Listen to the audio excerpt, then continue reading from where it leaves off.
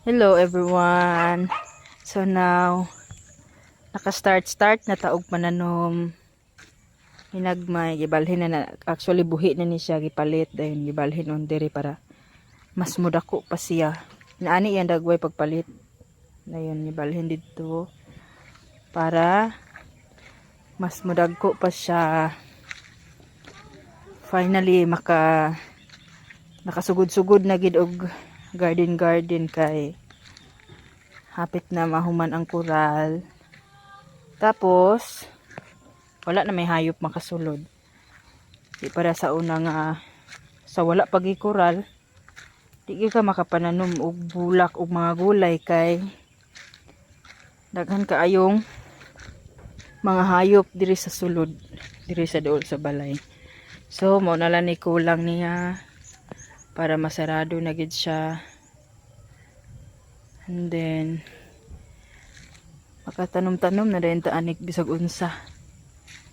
Kay safety naman ang imong mga tinanom. So, akong nagustuhan karon gid nga bulak kay bumbil. Tanawa akong mga tinanom, taman didto.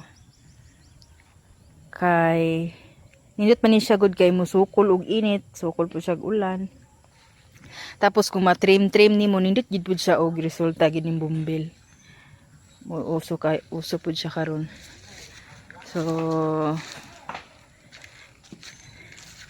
tambok kay ako ang yuta ting sa amo ang silingan nga pinakabuutan ni naginta siya mga hatag og yuta kay last nagunga sa ilahan gilalom pagkuha ba nagbalo na nun sa tambak. So tanawa among yuta tambok kaayo gikan sa mong silingan napay daghan sobra. Thank you so much Ate Ginity. Shout out sa man abing shout out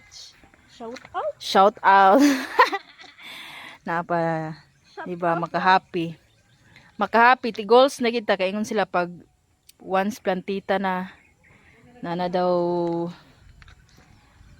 pamuot charot dayon mo ni among plano nga ayun nalapok lang mo kabayaw. Mo ni among plano nga tam na gulay. Nansa man ning isa? Mangga, ay santol, hangig santol. Mo ni amo ang garden. Excited na kaayo mi sa mong garden ug pananom.